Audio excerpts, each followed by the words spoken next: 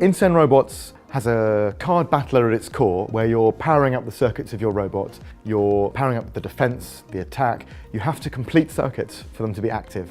And then you're also doing kind of sneaky moves on the enemy robot. You might be hacking them or glitching them or swapping tokens around between your slots so that you steal a token that they've got and give them a bad token that you've got. So there's lots of unexpected moments that happen in the battles. Those battles you can be playing against human players locally, 2 controllers on the sofa, or online multiplayer. We've got a ranking system so that we rank everyone and you unlock robots as you go up in rank. So in a single player campaign, you have a set of robots that you gradually unlock and you power them up individually to survive in the survival arenas. So you might give them more health or more augment slots or more specific augments that they need. So that's all about you learning what those augments can do and learning how they affect the strategy of your battles.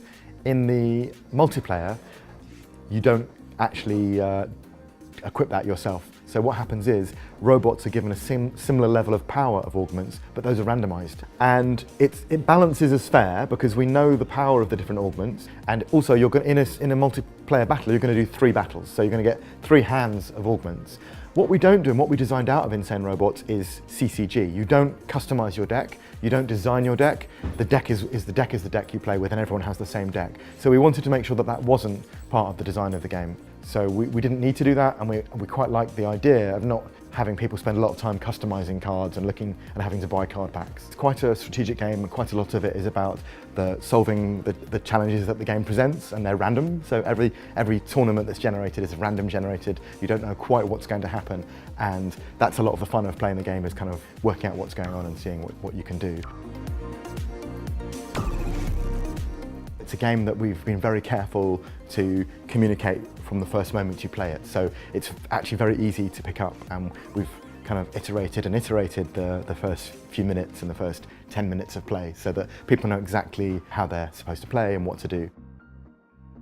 Quite a lot of people have worked on the game overall. So there have been several developers, including myself. Then there have been several writers, there have been quite a few artists. Artists include Catherine Unger, who built a lot of the original content of the game, and she's worked on things like Snipper Clips and Detective Grimoire and Haunt the House. Then Karen Texera, who is a fantastic illustrator, who illustrated our 100+ story events that happen in the game. And Belinda Lung, who's designed lots of the robots in the game. We now have 46 different robot designs in the game. The 3 writers, James Wallace has done lots of tabletop games.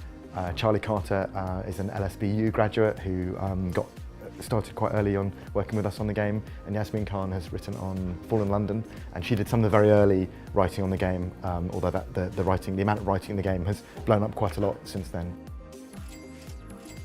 This is a larger, deeper title than perhaps your average smaller game. There's a lot of content in there, there's a lot of features in there, there's a lot of stuff to discover in the game, and there's 16+ hours of gameplay in the single player campaign, plus online multiplayer, local multiplayer, and a quick battles mode as well. So there's lots of stuff in there, and we needed to bring in specific skills.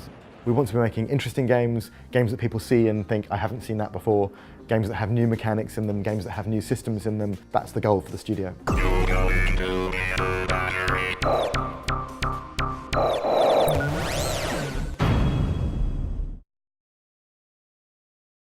Insane Robots.